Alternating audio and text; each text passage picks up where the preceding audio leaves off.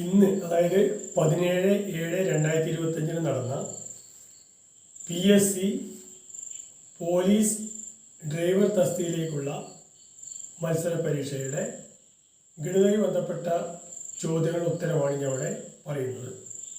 ഒന്നാമത്തെ ചോദ്യം ഇങ്ങനെയാണ്: ഒരു സംഖ്യയുടെ 40% 270 ആയാൽ സംഖ്യ ഏത് എന്നുള്ളതാണ്. ഒരു സംഖ്യയുടെ 40% 270 ആയാൽ സംഖ്യ ഏത്? അപ്പോൾ ഒരു സംഖ്യയുടെ ആ സംഖ്യ നമുക്കറിയില്ല. അപ്പോൾ സംഖ്യ തൽക്കാലം എക്സ് എന്നിരിക്കാം. ഒരു സംഖ്യയുടെ എക്സിൻ്റെ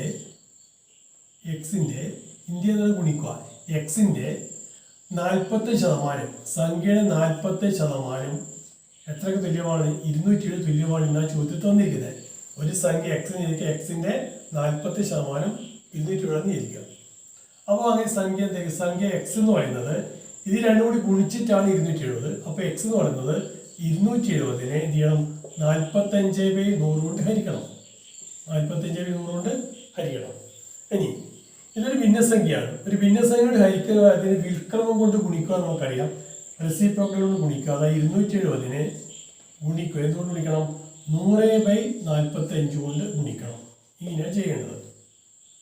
അപ്പോൾ ഇവിടെ 270 ഗുണിക്കണം 100/45. 270 100 കൊണ്ട് ഗുണിച്ചാൽ 27,000 കിട്ടും. അപ്പോൾ 27,000 ഹരിക്കണം 45 മാറും. ഇനി എന്ത് ചെയ്താൽ മതി? 27,000 45 ഹരിച്ചാൽ മതി. 27,000 45 ഹരിച്ചാക്കിയിട്ട് എത്ര നോക്കാം നമുക്ക്. 45 2 പോലെ 27 പോലെ 270 6 പ്രാവശ്യം പോകും. 6 5 30 ബാക്കി 3 6 24 27. അപ്പോൾ 270-ൽ 45 കൃത്യമായിട്ട് 6 പ്രാവശ്യം പോകും. പിന്നെ ഇവിടെ 2 0 കൂടിയുണ്ട്. ആ 2 0 കൂടിയുണ്ട്. അപ്പോൾ 600 എന്ന് കിട്ടും. അപ്പോൾ 600 ഇതിൻ്റെ ഉത്തരം. ഉത്തരം മനസ്സിലാക്കുന്നത് ഒരു സംഖ്യയുടെ 40% എന്ന് പറഞ്ഞാൽ ഒരു സംഖ്യ എക്സ് എടുക്കുകയാണെങ്കിൽ എക്സിൻ്റെ ഇന്ത്യ എന്ന് പറഞ്ഞാൽ ഗുണിക്കണം. X into 45/100 270. അതിൽ നിന്ന് എക്സ് നമുക്ക് 600 കിട്ടും. അപ്പോൾ ഇവിടെ 600 എന്നാണ് ശരിയായ ഉത്തരമായിട്ട് വരിക. രണ്ടാമത്തെ ചോദ്യം: ഒരു സമാന്തര ശ്രേണിയുടെ 10ാം പദം 20-ഉം 20ാം പദം 10-ഉമായാൽ ആദ്യ പദം ഏതാണ് എന്നുള്ളതാണ്.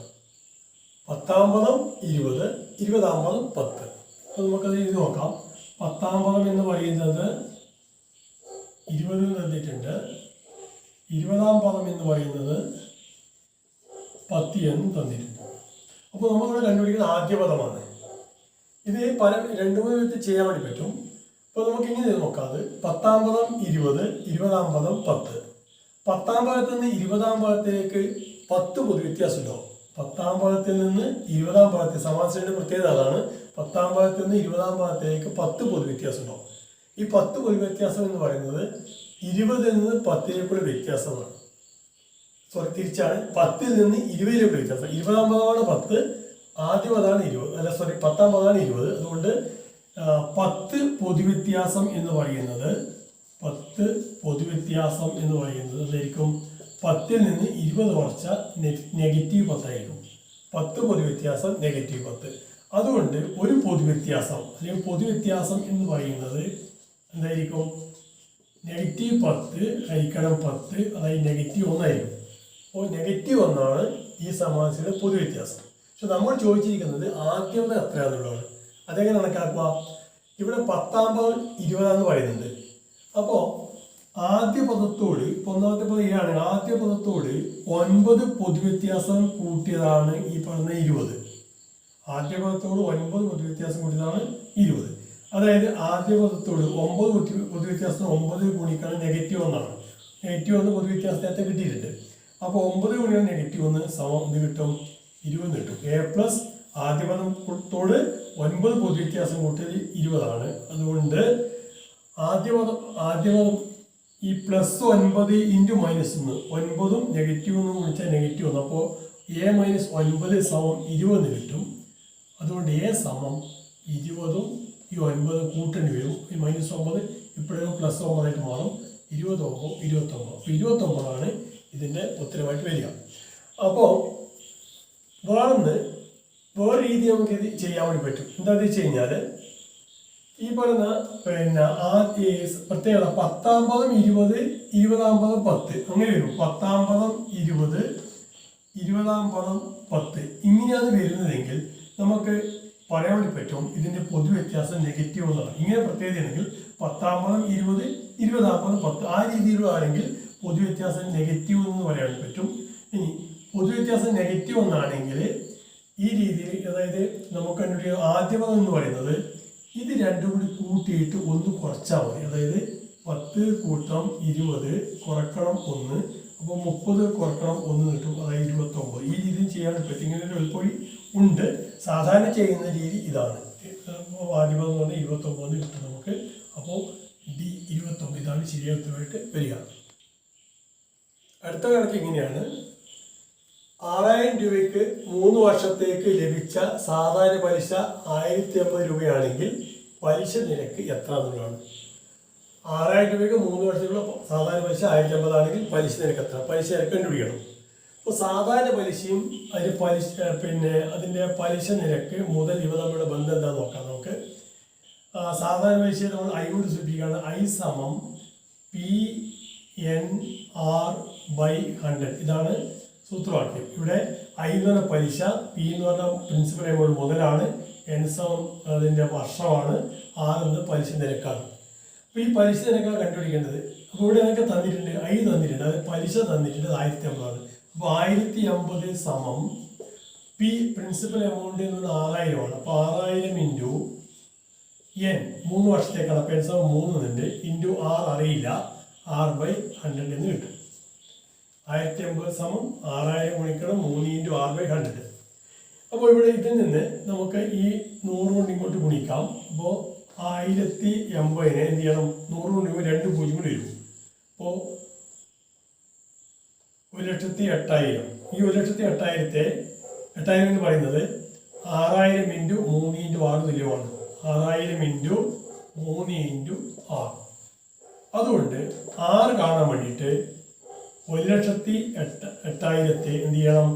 6000 ഇൻറ്റു 3 കൊണ്ട് ഹരിച്ചാൽ മതിയാവും. അപ്പോൾ ലഘൂകരിച്ചാൽ നമുക്കിവിടെ 3 0 പോവും. ഈ 3 എത്ര വശം പോകും? ഇവിടെ 3 10 3 9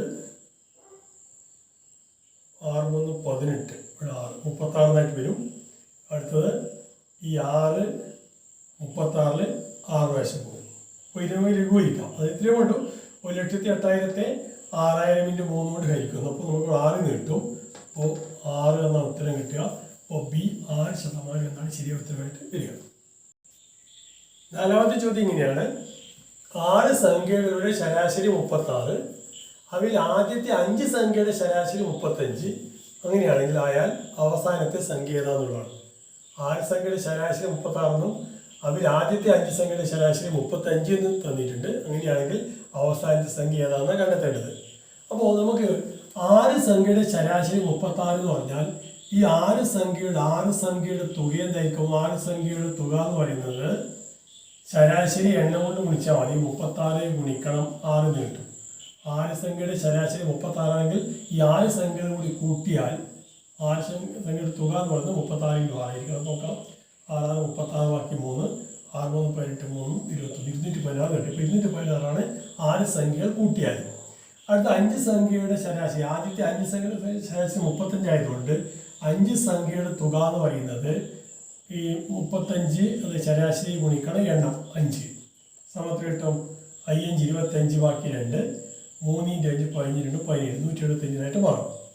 അപ്പോൾ ഈ 6 സംഖ്യകൾ കൂട്ടിയാൽ 216, അതിൽ 5 സംഖ്യ കൂട്ടിയാൽ 275 ആണെങ്കിൽ ബാക്കിയുള്ള ലാസ്റ്റത്തെ സംഖ്യ, അവസാനത്തെ സംഖ്യ എന്ന് പറയുന്നത് എന്തായിരിക്കും?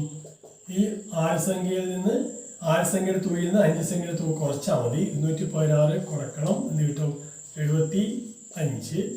നമുക്ക് 216 75 കുറച്ച് കഴിഞ്ഞാൽ എന്താ കിട്ടുക? നമുക്ക് 216 കുറക്കണം 175 41 കിട്ടും. അപ്പോൾ 41 ഈ അവസാനത്തെ സംഖ്യയായിട്ട് വരിക. 6 സംഖ്യയുടെ തുക 216, 5 സംഖ്യയുടെ തുക 175. അപ്പോൾ അവസാനത്തെ സംഖ്യ 216 175 കുറച്ചാൽ മതി 41. A അതാണ് ശരിയായ ഉത്തരമായിട്ട് വരിക. അടുത്ത ചോദ്യം. A/B = 3:4, B/C = 5:8. അങ്ങനെയാണെങ്കിൽ A/B/C എത്ര എന്നുള്ള ചോദ്യമാണ്. എയുടെയും ബിയുടെയും തമ്മിൽ അംശബന്ധം 3:4 എന്നും ബിയും സിയും എന്നുള്ള അംശബന്ധം 5:8 എന്ന രൂപത്തിലാണെങ്കിൽ എയും ബിയും സിയും എന്നുള്ള അംശബന്ധം എന്താണെന്നാണ് ചോദ്യം. ഇവിടെ ഇത് ചെയ്യാനൊരു ട്രിക്ക് ഉണ്ട്, എളുപ്പ വഴിയുണ്ട്. അതിങ്ങനെ ചെയ്യാം. അത് നമ്മൾ A/B/C എന്ന് എഴുതുന്നു. അടുത്തത് A/B 3:4 അപ്പോൾ ആദ്യത്തേത് 3 എന്നും ഇവിടെ 4 എന്നും എഴുതുക. A/B 3:4 ആയതുകൊണ്ട് എയുടെ സ്ഥാനത്ത് 3, ബിയുടെ നേരെയായിട്ട് 4 എഴുതാം. അടുത്തത് B/C 5:8 ആയതുകൊണ്ട് ബിയുടെ സ്ഥാനത്ത് നേരെ 5 എന്നും സിയുടെ സ്ഥാനത്ത് 8 എന്നും എഴുതാം. അതിനുശേഷം ഇവിടെ 4 കഴിഞ്ഞ് സിയിലേക്ക് ഇവിടെ ഇല്ല, അതുകൊണ്ട് ഇവിടെ ഈ 4 തന്നെ ക്യാരി ഓവർ ചെയ്യുന്നു. ഇവിടെ 4 എന്ന് എഴുതാം. അതുപോലെ ഇവിടെ 5 കഴിഞ്ഞിട്ട് എന്റെ സ്ഥാനത്തില്ല, അപ്പോൾ ഈ 5 തന്നെ ഇങ്ങോട്ട് എഴുതുന്നു. ഇത്രയതിന് ശേഷം ഇവ തമ്മിൽ ഗുണിക്കുക. 3 ഗുണിക്കണം 5 15, 4 ഗുണിക്കണം 5 20, 4 ഗുണിക്കണം 8 32. ഈ രീതിയിൽ എഴുതാം. 15, 20, 32. എന്നോട് ചുരുക്കാൻ പറ്റില്ല, കാരണം ഇത് 2 ഇരട്ട സംഖ്യയാണ്, ഇത് ഒറ്റ സംഖ്യയാണ്. അപ്പോൾ ചുരുക്കാൻ പറ്റുന്നത് ഞാൻ അതിൻ്റെ ആവശ്യം തരിക. അപ്പോൾ 15:20:32.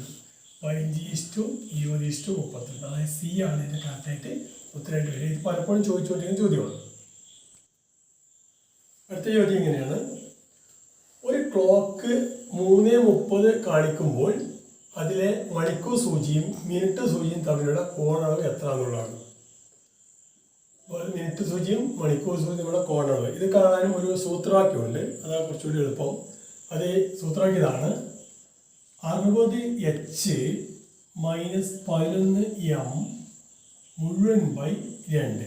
60H - 11M/2. അതുപോലെ ഇങ്ങനെയും പറയാം: 30H - 11M/2. ഇവിടെ y2 ഈ M ഈ പൈന് M/2 ആണ്, മുഴുവൻ ബൈ 2 അല്ല. അപ്പോൾ ഈ രണ്ടും ഒന്ന് തന്നെയാണ്. ഈ രണ്ട് സൂത്രവാക്യം അത് ഉപയോഗിക്കാം. ഇവിടെ H എന്ന് ഉദ്ദേശിക്കുന്നത് അവർ മണിക്കൂറും M എന്നുള്ളത് മിനിറ്റുമാണ്. അപ്പോൾ നമുക്ക് ഇങ്ങനെ ചെയ്യാം: 60M ഇവിടെ H 60H എന്ന് പറയുന്നത് 3 വരിക. അപ്പോൾ 60 × 3 - 11 × M എന്ന് പറഞ്ഞ മിനിറ്റാണ്, 30 ഹോൾ ബൈ 2 കിട്ടും. അതായത് 60 × 30 150, 150 മൈനസ് ഇതെത്ര കിട്ടും? 30 × 11 330 ആവും. 330. ഇനി 150 നിന്ന് 330 ബൈ 2 ബൈ 2. 150 നിന്ന് 330 കുറച്ചാൽ -150 വരും. -150 പേരുണ്ട്. -150 -75 ആവും. ഇവിടെ നമ്മൾ ഈ നെഗറ്റീവ് പരിഗണിക്കേണ്ട, അതായത് 330 - 150 വിചാരിച്ചാൽ മതി. അപ്പോൾ 150 2 75. അപ്പോൾ -75 അത് ഇവിടെ 75 വരിക. അപ്പോൾ 75 ഡിഗ്രിയാണ് ഇവിടുത്തെ ഒരു D 75 എന്ന് കിട്ടും. വേറൊരു കണക്ക് ഇങ്ങനെയാണ്: ഒരു ക്ലാസ്സിലുള്ള 48 കുട്ടികൾക്ക് ലഭിച്ച റാങ്കിന്റെ അടിസ്ഥാനത്തിൽ ക്രമീകരിച്ചപ്പോൾ തോമസിന്റെ സ്ഥാനം മുന്നിൽ നിന്ന് 22ാമതാണ്. എന്നാൽ തോമസിന്റെ സ്ഥാനം പിന്നിൽ നിന്ന് എത്രാമതാണ് എന്നുള്ളതാണ് ചോദ്യം. മുന്നിൽ നിന്ന് ആകെ 48 കുട്ടികളുണ്ട്. തോമസിന്റെ സ്ഥാനം മുന്നിൽ നിന്ന് 22ാമതാണ്. അങ്ങനെയാണെങ്കിൽ തോമസിന്റെ സ്ഥാനം പിന്നിൽ നിന്ന് എത്രാമതാണെന്നുള്ളതാണ് ചോദ്യം. അപ്പോൾ നമുക്ക് ജസ്റ്റ് ഇങ്ങനെ വരച്ച് നോക്കാം. അപ്പോൾ ഇതാണ് ആദ്യത്തെ കുട്ടിയുടെ സ്ഥാനം, ഇത് അവസാനത്തെ കുട്ടിയുടെ സ്ഥാനം 48ാമത്തത്. ഒന്നാമത്തത് 48ാമത്തത്. ഇവിടെ തോമസിന്റെ സ്ഥാനം മുന്നിൽ നിന്ന് 22ാമതാണ്. മുന്നിൽ നിന്ന് 22ാമതാണ് തോമസിന്റെ സ്ഥാനം. അപ്പോൾ അതിൻ്റെ അർത്ഥം ഈ 22 ശേഷം 48 വരെ, 22 കഴിഞ്ഞിട്ട് 48 26 കുട്ടികളുണ്ട് തോമസിന്റെ പിന്നിലിടാം. 26 കുട്ടികൾ തോമസിന് പിന്നിലിടാം. 26 കുട്ടികൾ, കാരണം തോമസ് സ്ഥാനം 22 ആയതുകൊണ്ട്. ആകെ 48 അതുകൊണ്ട്.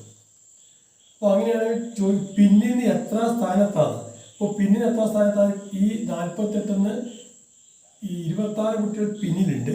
പിന്നെ തോമസിന്റെ സ്ഥാനം കൂടി കൂട്ടണം. അപ്പോൾ 26ഉം 1ഉം 27ാം സ്ഥാനത്തായിരിക്കും തോമസ് പിന്നിൽ നിന്ന് നോക്കിയാൽ ഉണ്ടാവുക.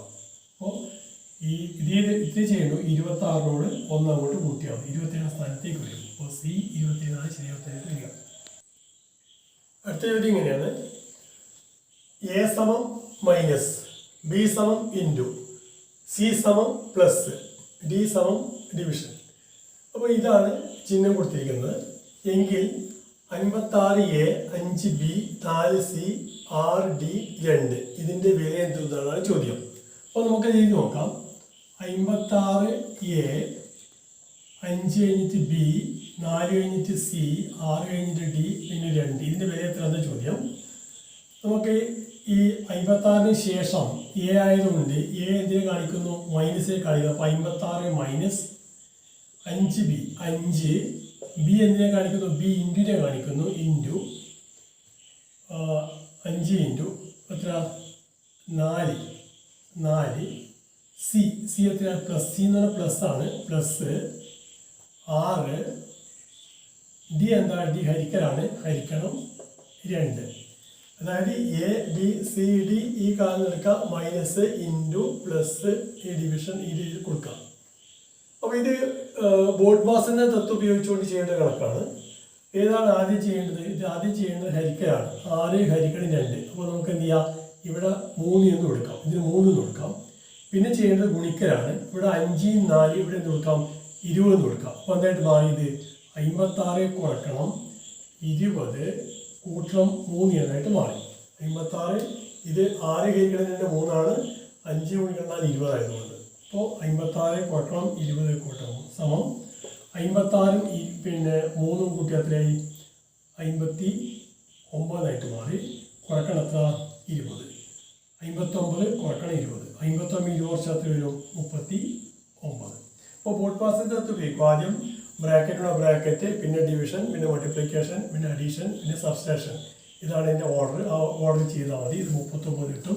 39 കറക്റ്റായിട്ട് വരിക. 9ാമത്തെ ചോദ്യം. ഒരാൾ പടിഞ്ഞാറ് നിന്ന് കിഴക്കോട്ട് 8 മീറ്റർ സഞ്ചരിച്ച് വലത്തോട്ട് തിരിഞ്ഞ് 3 മീറ്റർ സഞ്ചരിക്കുന്നു. വീണ്ടും വലത്തോട്ട് തിരിഞ്ഞ് 12 മീറ്റർ സഞ്ചരിച്ചാൽ യാത്ര ആരംഭിച്ച സ്ഥലത്ത് നിന്നും അയാൾ ഇപ്പോൾ എത്ര അകലത്തിലായിരിക്കും? ഒരാൾ പടിഞ്ഞാറിന് കിഴക്കോട്ട് 8 മീറ്റർ സഞ്ചരിക്കുന്നു. അവിടുന്ന് വലത്തോട്ട് തിരിഞ്ഞ് 3 മീറ്റർ സഞ്ചരിക്കുന്നു. വീണ്ടും അവിടുന്ന് വലത്തോട്ട് തിരിഞ്ഞിട്ട് 12 മീറ്റർ സഞ്ചരിക്കുന്നു. അങ്ങനെയാണെങ്കിൽ ഈ തുടങ്ങിയ സ്ഥലത്ത് നിന്ന് എത്ര അകലത്തിലായിരിക്കും അദ്ദേഹം ഉണ്ടാവുക എന്നാണ് ചോദ്യം. അപ്പോൾ നമുക്ക് ഈ ദിശ ഒന്ന് എഴുതാനുണ്ട്. ഇതെങ്ങനെയാണ്? ഇപ്പോൾ നോർത്ത് സൗത്ത്, ഇത് നോർത്ത്, ഇത് സൗത്ത്, ഇത് ഈസ്റ്റ്, ഇത് വെസ്റ്റ്, ഇങ്ങനെയാണ്. ഇപ്പോൾ വലത്തോട്ട് തിരിയാന്ന് പറയുമ്പോൾ നമുക്ക് ക്ലോക്ക് വൈസിലാണ് തിരിയുന്നത്. ഇടത്തോട്ട് തിരിയാണ് പറഞ്ഞാൽ ആൻറ്റി ക്ലോക്ക് വൈസ് തിരിയണം. അപ്പോൾ ഇത് പടിഞ്ഞാറ്, ഇങ്ങോട്ടാണ് കിഴക്ക്. അപ്പോൾ നമുക്ക് ഒരാൾ പടിഞ്ഞാറ് നിന്ന് കിഴക്കോട്ട് 8 മീറ്റർ സഞ്ചരിക്കുന്നു. പടിഞ്ഞാറ് നിന്ന് കിഴക്കോട്ടേക്ക് 8 മീറ്റർ സഞ്ചരിക്കുന്നു. ഇത് ആദ്യ സഞ്ചാരി ഇതാണ്. പടിഞ്ഞാറ് ഇതാണ് പടിഞ്ഞാറ്, ഈ കിഴക്കോട്ടേക്ക് സഞ്ചരിക്കുന്നു. അത് കഴിഞ്ഞ് വലത്തോട്ട് 3 മീറ്റർ സഞ്ചരിക്കണം. ഇവിടെ നേരെ വലത്തോട്ട് തിരിയാതെ നേരെ ക്ലോക്ക് വൈസ് തിരിയുന്നു. അപ്പോൾ ഇങ്ങോട്ട് വരും.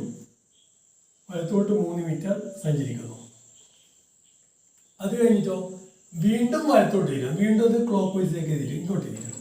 വീണ്ടും വലത്തോട്ട് സഞ്ചരിക്കുന്നു. അത്ര 12 മീറ്റർ. ഇവിടെ നേരെ 12 മീറ്റർ സഞ്ചരിക്കുന്നു. 12 മീറ്റർ. ഇവിടെ നിന്ന് ഇങ്ങോട്ട് 12 മീറ്റർ സഞ്ചരിക്കുന്നു. ഇപ്പോൾ ഇവിടെയാണ് ഉള്ളത്. ചോദ്യം ഈ ആദ്യ പ്രാരംഭ സ്ഥലത്ത്, അല്ലെങ്കിൽ തുടങ്ങിയ സ്ഥലത്ത് നിന്നും ഇവിടുത്തെ ഇവിടെ അകലെ എത്രയാണ്? അപ്പോൾ നമുക്ക് ഈ ദൂരം കണക്കാക്കാം. ഇത് എത്രയാണെന്ന് കണക്കാക്കേണ്ടത്. ഈ ദൂരം കണക്കാക്കണം. ഇതിൻ്റെ വഴി എന്ന് വെച്ച് കഴിഞ്ഞാൽ നമുക്ക് ഇവിടെ നേരെ ഇങ്ങോട്ടേക്ക് ഒരു ലംബം വരയ്ക്കുക, ഉത്തരം വരയ്ക്കുക. അപ്പോൾ ഈ ദൂരം 8 ആയതുകൊണ്ട് അപ്പോൾ ഇത് ഇവിടെ ഒരു സ്ക്വയർ കിട്ടും, ഇവിടെ ഒരു റൈറ്റ് ട്രയാങ്കിൾ കിട്ടും, ഒരു വട്ടത്രികോണം കിട്ടും, ഇവിടെ ഒരു ചതുരം കിട്ടും. ഈ ചതുരത്തിൻ്റെ വീതി എന്ന് പറയുന്നത് 3 അപ്പോൾ ഈ ദൂരം എന്ന് പറയുന്നത് 3 ആയിരിക്കും. അടുത്തത് ഈ ദൂരം 8 ഇതാകെ 8 ഇത് മൊത്തം 12 അപ്പോൾ ഇവിടുന്ന് ഇവിടത്തേക്ക് ദൂരം 8 ആയതുകൊണ്ട് ബാക്കി ഇതെന്തായിരിക്കും? 4 ആയിരിക്കും. ഈ 8ഉം 4ഉം കൂട്ടുന്നത് മൊത്തം 12. അപ്പോൾ നമുക്കിവിടെ ഒരു മട്ടത്രികോണം കിട്ടും.